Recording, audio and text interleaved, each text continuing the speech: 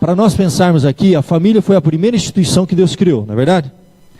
Mas a instituição, a família, é um dos últimos refúgios que ainda resta para o homem.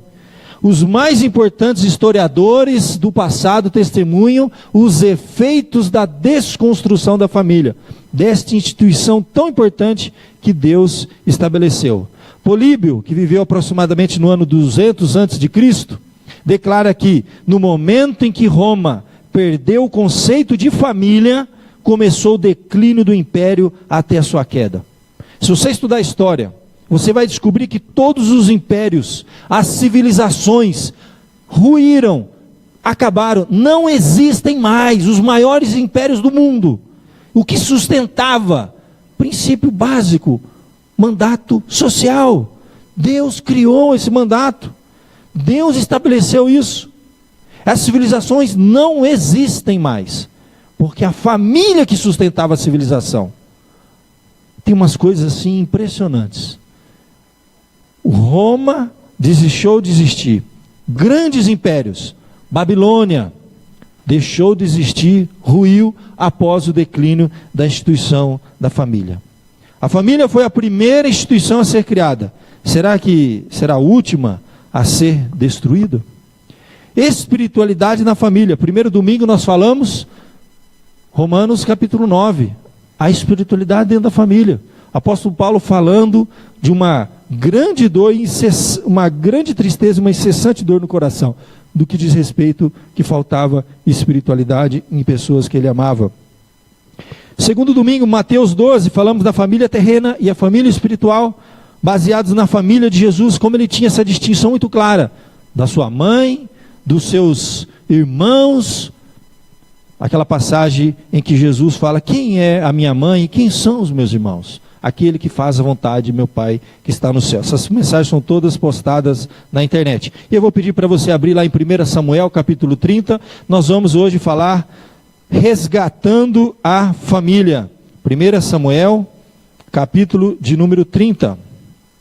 Sucedeu, pois, que, chegando Davi e os seus homens ao terceiro dia a Ziclague, os amalequitas tinham feito uma incursão sobre o Neguebe e sobre Ziclague, e tinham ferido a Ziclague e a tinham queimado a fogo. E tinham levado cativa as mulheres e todos os que estavam nela, tanto pequenos como grandes. A ninguém, porém, mataram, tão somente os levaram consigo e foram o seu caminho. Quando Davi e os seus homens chegaram à cidade, eis que ela estava queimada a fogo. As suas mulheres e seus filhos e suas filhas tinham sido levados cativos. Então Davi e o povo que se achava com ele alçaram a sua voz e choraram, até que não houve neles mais forças para chorar. Também as duas mulheres de Davi foram levadas cativas, Ainoã, a Jizreelita, e Abigail, que fora mulher de Nabal, o Carmelita. Também Davi se angustiou, pois o povo falava em apedrejá-lo, porquanto a alma de todo o povo estava amargurada, por causa de seus filhos e de suas filhas. Mas Davi se fortaleceu no Senhor seu Deus. Disse Davi a Abiatar, o sacerdote, filho de Aimeleque, traz-me aqui o éfode. E Abiatar trouxe o éfode a Davi. Então consultou Davi o Senhor, dizendo, perseguirei eu a esta tropa? Alcançá-la-ei? Respondeu-lhe o Senhor, persegue-a, porque de certo alcançarás e tudo recobrarás.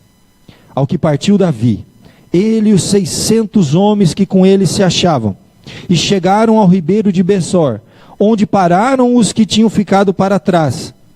Mas Davi ainda os perseguia, com 400 homens, enquanto que 200 ficaram para trás, por não poderem, de cansados que estavam, passar o ribeiro de Besor.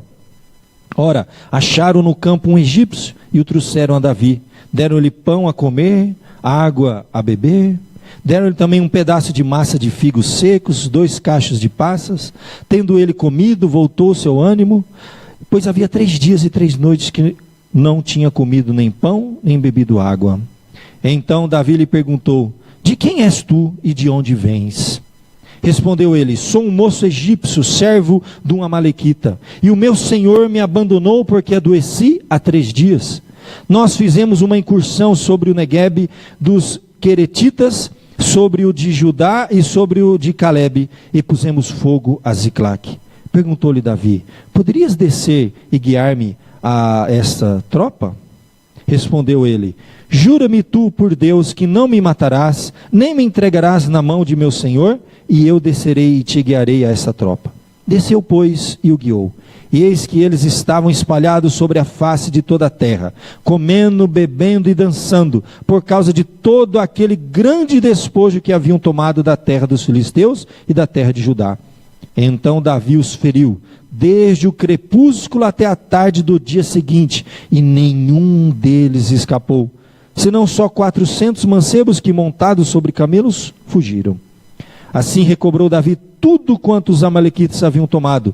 Também libertou as suas 2 mulheres, de modo que não lhes faltou coisa alguma, nem pequena, nem grande, nem filhos, nem filhas, nem qualquer coisa de tudo quanto os amalequitas lhe haviam tomado. Tudo Davi tornou a trazer.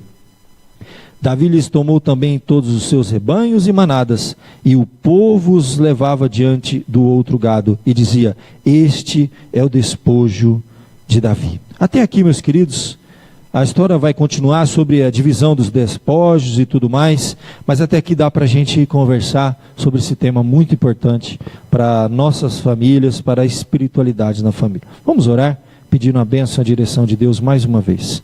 Ó Pai querido, nós rogamos a tua direção, quando fomos agora expor, Senhor, cada ponto dessa narrativa, Senhor, que, creio eu, traz lições preciosas, nos apresenta princípios assim extraordinários e tão atuais.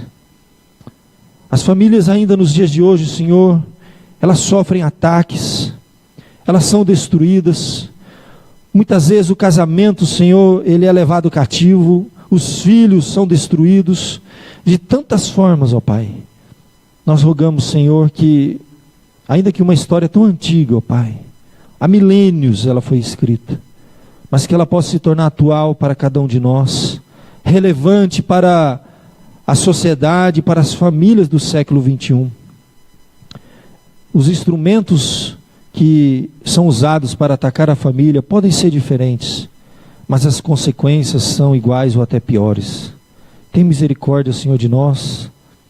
Abre, Senhor, nosso entendimento, para que possamos compreender, Senhor, o texto sagrado, as verdades aqui, ó Deus, reveladas, e aplicá-la na nossa vida, Senhor, na nossa família. É o que eu te peço em nome de Jesus. Amém. Meus irmãos, você tem aqui então uma narrativa, né? Os livros de 1ª e 2ª Crônica, 1º e 2º Samuel são narrativas, tá? São histórias descritas para nosso ensino, nossa compreensão, nosso crescimento espiritual, mas histórias verdadeiras, histórias que não aconteceram só no passado não, continuam acontecendo nos dias de hoje. Como você viu aqui, a palavra de Deus nos diz que Davi e os seus homens, ele tinha um grupo, um pequeno exército que ele havia formado, conforme nós vimos aqui, centenas de homens, e eles saíram para trabalhar, e ficaram muitos dias fora, e nessa, eles cometeram um erro básico, que muitas vezes nós cometemos, no afã de ganhar, de conquistar, que não é errado, há um limite, né? A linha é muito tênue, até onde podemos ir? Até onde devemos ir? O grande problema aqui não foi eles terem saído para guerrear, para lutar, para conquistar, mas o grande erro foi eles não terem deixado um grupo para proteger a família. Não houve uma retaguarda ali da família, não houve um preparo nesse sentido, foi falta de estratégia. E olha que o rei Davi, que era o líder, ele foi cobrado dos demais homens, que ficaram indignados, amargurados, porque eles seguiram a direção daquele líder, tá?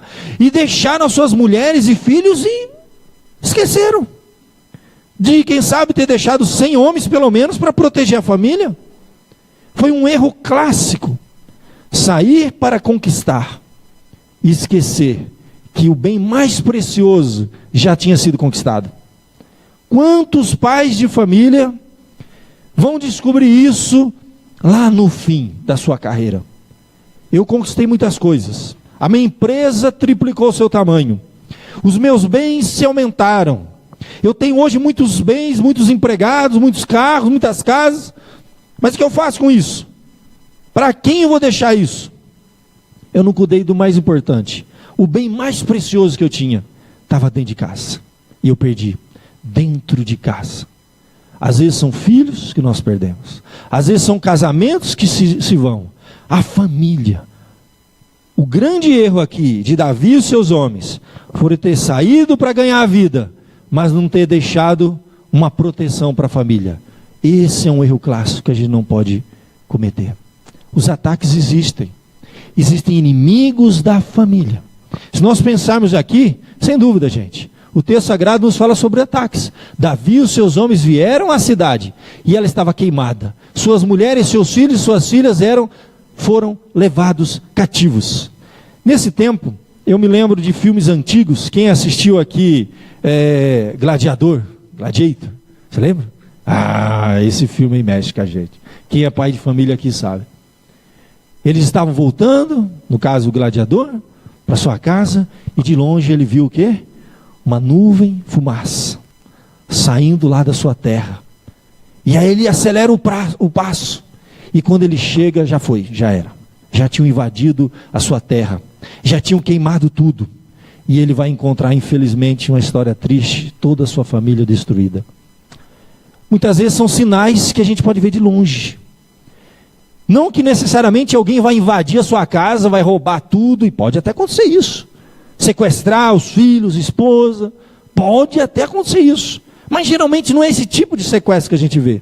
São ataques que vêm e destroem os valores da família, a prioridade da família, destroem o que? Os vínculos afetivos dentro da família, os relacionamentos, marido, esposa, marido, pais, filhos, pais. Esses sim, são ataques terríveis que as famílias do século XXI estão sofrendo.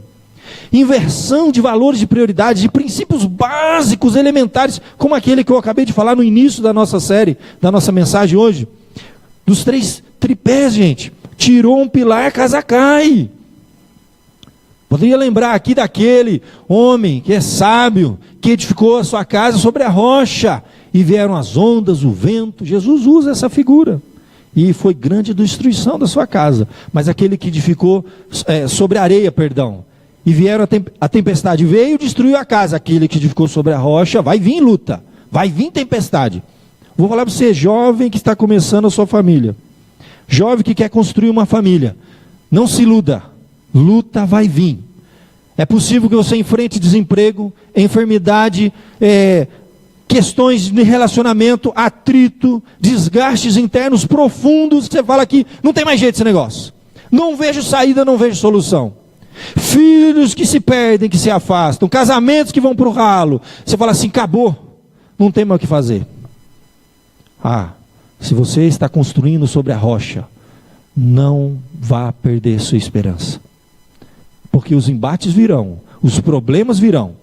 E aqui nós vemos então um ataque feroz. A palavra de Deus nos diz no verso número 3, que todos foram levados.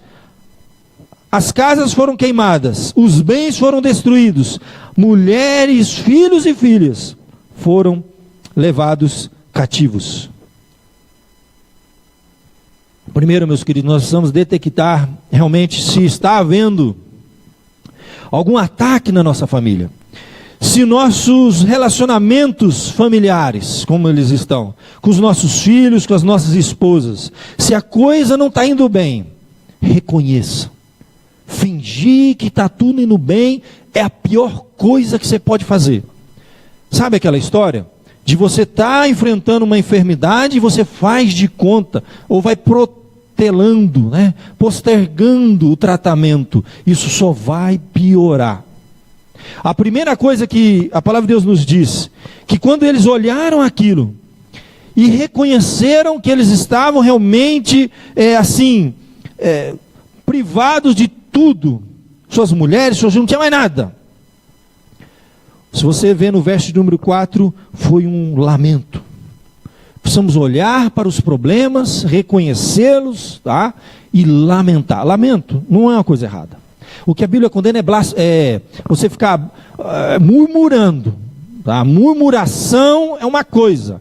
É reclamar com Deus no sentido negativo, sabe? A murmuração é uma reclamação que não leva a uma ação, que não leva a uma transformação, que não leva a uma mudança.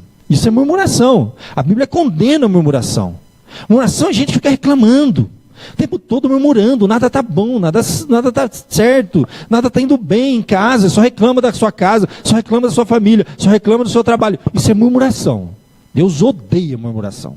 Se você ler na Bíblia, quando Deus conduziu aquele povo pelo deserto, aquela história antiga que você tem na Bíblia, a Bíblia fala que Deus já estava cansado de estender a mão, abençoar um povo, que a maior característica do povo no passado qual que era? Murmuração. Murmuração não, gente. Murmurar é reclamar. É ficar, sabe, falando igual um papagaio, tá bom. Infelizmente, a gente tem uma tendência a murmurar. Agora, lamentar é diferente. Lamentar é reconhecer que a coisa não está boa. Que nós temos uma dor muito grande no coração, como nós começamos a primeira mensagem no terceiro domingo. Quando o próprio apóstolo Paulo falou assim, eu tenho uma incessante dor, uma grande tristeza e uma incessante dor no coração. É reconhecer que algo está doendo, está machucando. Às vezes dentro da família. Algum problema que você não está conseguindo superar. Quer seja no relacionamento conjugal, com os filhos, tá? Na sua família não vai bem. Se ela não vai bem, não tampa o sol com a peneira. Não faça de conta. Reconheça. Sabe como que a gente reconhece? Verso de número 4. A Bíblia diz que Davi e o povo que se achava com ele alçaram a sua voz e choraram, até que não houve neles mais forças para chorar. Se você olhar aqui no contexto, na língua original, a ideia que nós temos aqui de chorar é o lamento, lamentar. A Bíblia diz isso. A Bíblia nos convida para lamentar. A palavra de Deus diz assim, lamentai e chorai. Converta o vosso riso em pranto, o vosso gozo em tristeza. Derrama perante Deus. Lança sobre Ele o vosso coração, que Ele cuidará de vós. Humilhai-vos debaixo da potente mão de Deus, que Ele vos exaltará. Isso é lamentar. É reconhecer que a coisa não está bem em casa. Eu não estou bem com a minha esposa. Eu não estou bem com o meu filho. E não adianta eu fazer de conta que está tudo bem. É você olhar para o problema e não fingir fazer de conta. Porque a Bíblia chama isso de hipocrisia. Não deixe hipocrisia entrar na sua casa. Não faça de conta que o seu relacionamento familiar está bom. Se ele tiver um problema, lamente. A Bíblia convida a gente a lamentar. Lamentai e chorai, diz a Bíblia. Humilhai-vos debaixo da potente mão de Deus, que Ele vos exaltará. Foi o primeiro passo que eles fizeram para restaurar, para salvar essa família. Lamentaram e choraram. A palavra de Deus nos diz que essa atitude, ela é real. Ela aconteceu de fato. A Bíblia diz então que eles alçaram a voz e choraram até não ter mais força. É lamento, gente. Eu vou dizer, é colocar a dor para fora.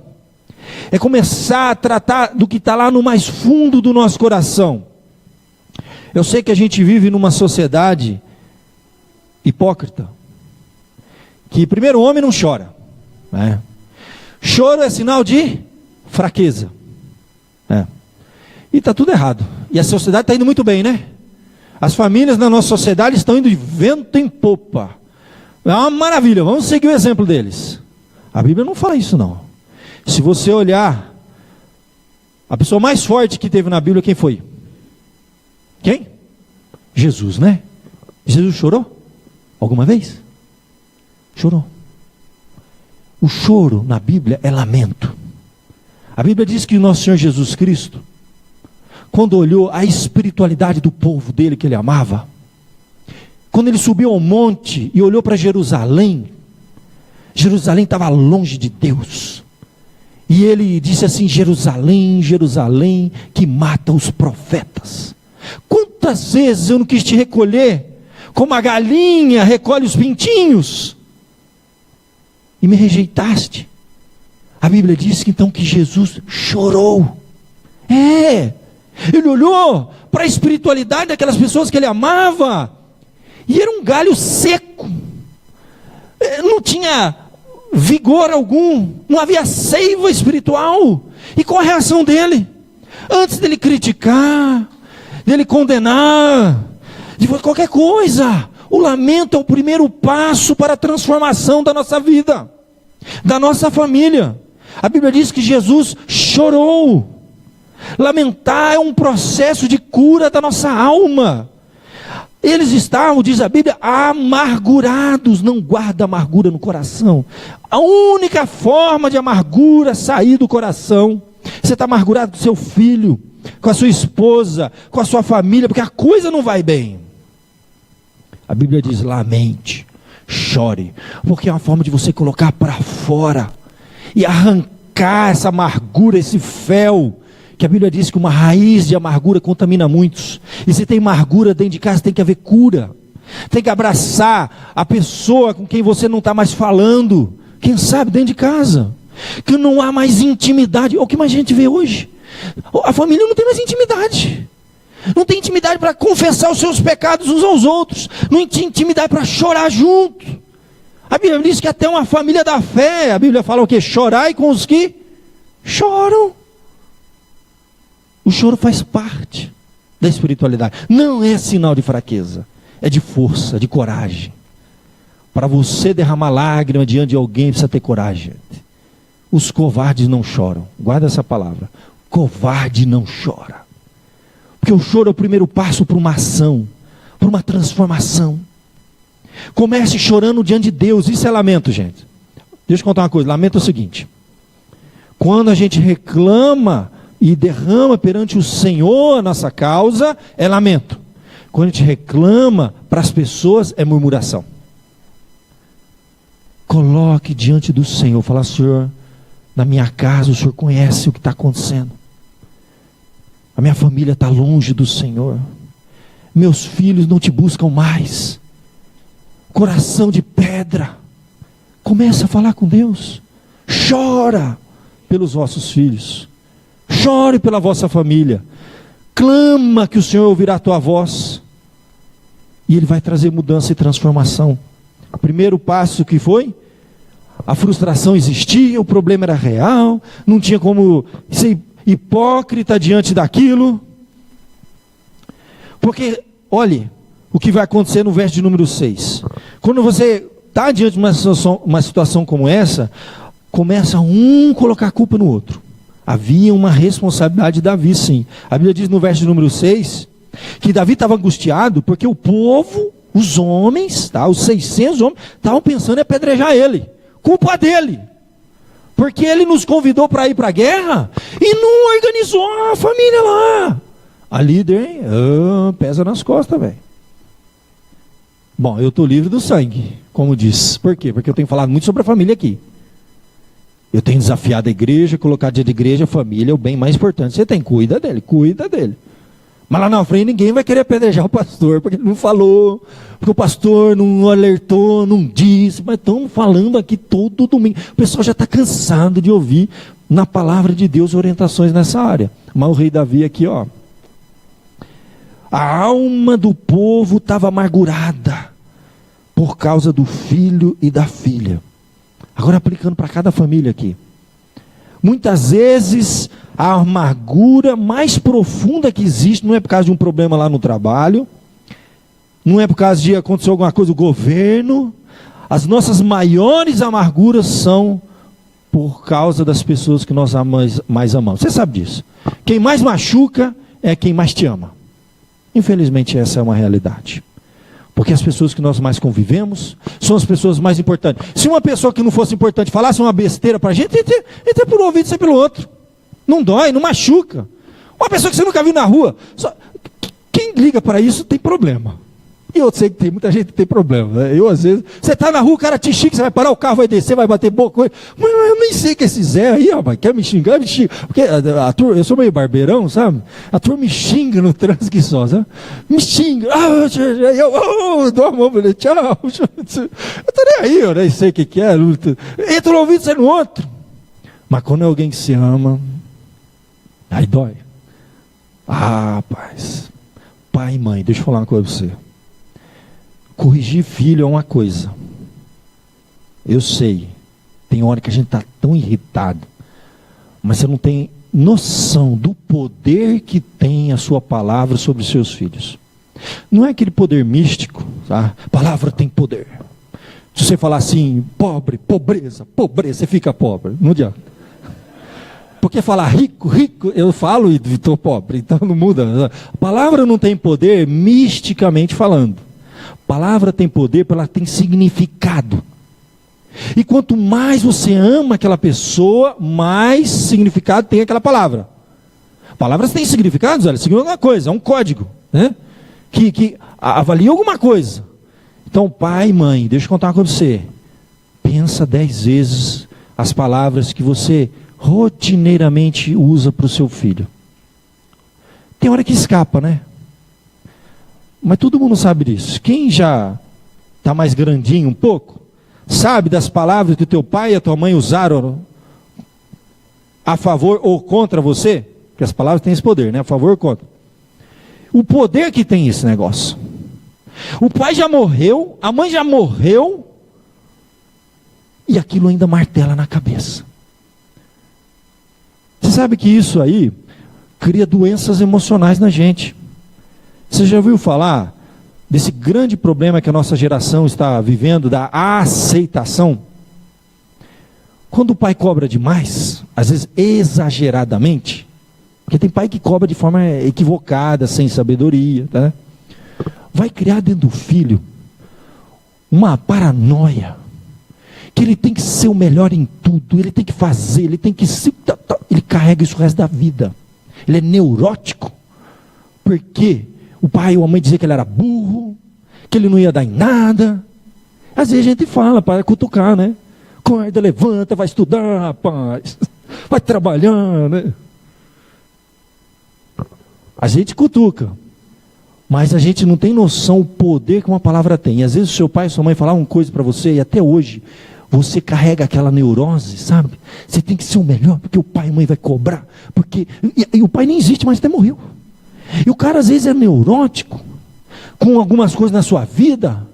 É uma cobrança doente por uma questão de aceitação. Como se os nossos filhos, para serem aceitos por nós, eles precisam alcançar o padrão ISO que nós criamos. Não, filho, não confunde as coisas. A aceitação é como ele é. Você tem que amar o seu filho como ele é, com as qualidades, com o defeito. Amar é uma coisa. Agora a gente querer que ele vá longe para o bem dele é outra coisa, mas não podemos confundir a questão da aceitação. O poder que tem a palavra dentro de casa.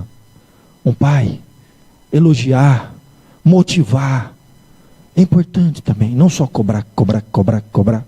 E também tem pai que não cobra nada, só elogia, ele acha que ele é o melhor do mundo em tudo, até o dia que ele for para o mundo real, ele vai descobrir que ele não era coisa nenhuma. Vai criar uma frustração tão grande nesse menino que ele não vai dar em nada. Então é um equilíbrio, que é um poder, a palavra. Todo mundo sabe que a gente carrega. Atitudes dos nossos pais marcam, formam o nosso caráter, mexe com a gente profundamente. Pessoas fracassadas, muitas vezes você vai ver na vida dela, na história dela, foi uma coisa que acontecia dentro de casa. Alguma coisa que não foi trabalhado. Ou foi de mais, ou foi de menos. O equilíbrio, nesse caso, é muito importante. Aqui, meus queridos, nós vemos uma situação de crise. Um enfrentamento muito grande. A família foi destruída, levada cativa de fato, literalmente. A amargura tomou conta de todos. Era um ambiente horrível de convivência. Um acusando o outro, um criticando o outro. E às vezes a gente enfrenta isso nas nossas famílias. Meu querido, precisa haver alguém que levanta a bandeira branca da paz. Fala, para. Isso aqui não vai levar a lugar nenhum. Nossa família vai se autodestruir. Alguém tem que levantar a bandeira e falar, vamos falar com o Senhor. Vamos invocar Deus. A palavra de Deus nos diz que o rei Davi consultou ao Senhor. A palavra de Deus nos diz que ele foi pedir forças lá para Deus. E eu acho interessante, quando ele enfrenta a reconstrução da família, começa com o reconhecimento do problema, não tampa com a peneira, não dá certo. Hipocrisia, não faz de conta que está bem porque não está bem. Lamenta, chora. Lamentação leva à ação, murmuração leva a nada.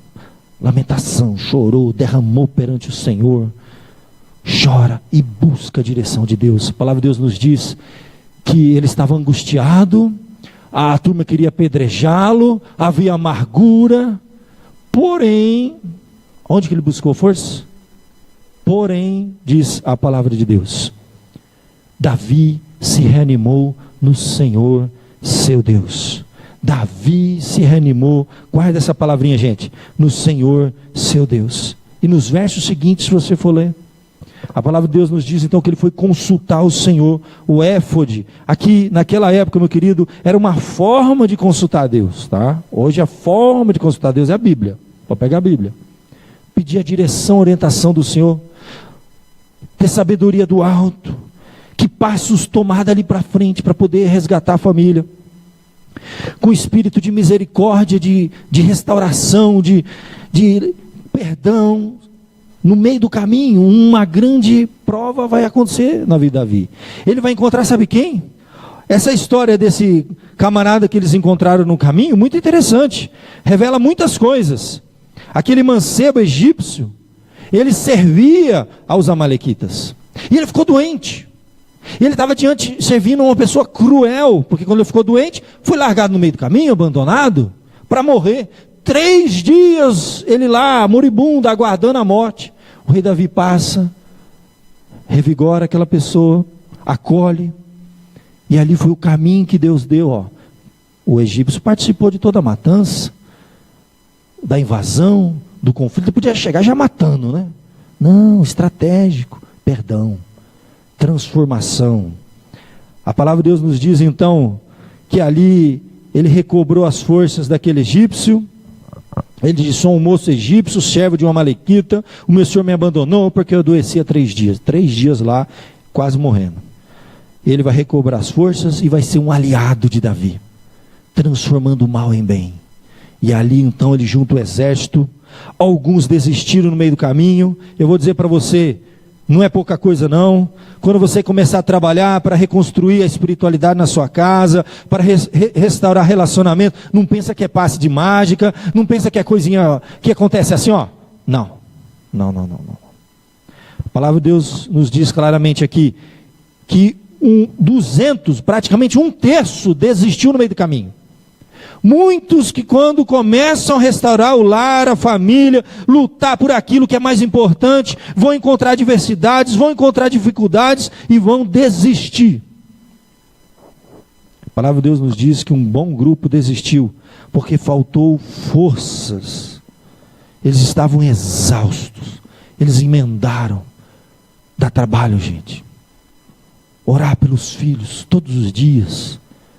Sabe, a gente está cansado, mas vamos lá, vamos levar ele na igreja, vamos participar das coisas do Senhor, vamos nos consagrar a Deus com a família. Às vezes cansa, às vezes custa caro, não é coisa fácil, não acontece assim do dia para a noite. A palavra de Deus nos fala então que ele renova suas forças, junta o grupo que ainda está com coragem, e eles invadem a terra dos inimigos. O inimigo está festejando lá. É isso que o inimigo faz. O inimigo quando destrói a nossa família, estão sapateando na família. A Bíblia diz que eles estavam comendo, bebendo e dançando por causa que eles roubaram os filhos, a esposa, a família. E o que nós vemos aqui então é um incentivo a nós lutarmos lutarmos. A palavra é essa. A família não é uma coisa que acontece naturalmente, tudo vai naturalmente, não vai. Se você deixar a força natural, desanda, desencarrilha, sai dos trilhos. É luta para voltar de novo, colocar no trilho a família. E a Bíblia nos diz que eles lutaram do crepúsculo até a tarde do dia seguinte. Aí então Davi vai recobrar tudo quanto os amalequitas haviam tomado e libertou as suas mulheres. A reconstrução da família dá trabalho, gente. Não é fácil. Eu quero concluir com você esse pensamento de hoje. Qual a situação que a sua família está vivendo? Destruição, frustração, provação, conflitos internos, amargura. Com quem você está se sentindo cada dia mais distante dentro da sua casa? Às vezes não é só a família nuclear, pai, mãe, filhos. Quem sabe o pai, a avó, um tio que você já não conversa mais, um primo. Todo mundo tem um primo chato, né? Todo mundo tem uma história para contar aqui, né? Alguém inconveniente. Família, restaurar. Você precisa ir lá e curar esse negócio. Tratar da raiz do problema. Meu querido, saiba que independente da situação difícil que a sua família possa estar vivendo, Deus tem um plano na família. E é maravilhoso isso. Saber que Deus pode e quer e vai restaurar com esperança. Não importa o que você esteja vivendo. Faça como Davi. Reanime-se no Senhor e lute. A palavra é luta. Eu creio que não há figura melhor para nós aplicarmos para a nossa família do que essa. É uma batalha contra a família. Tudo na sociedade quer desconstruir a família. Mas quanto que ele se preocupa com a família? Pode perceber.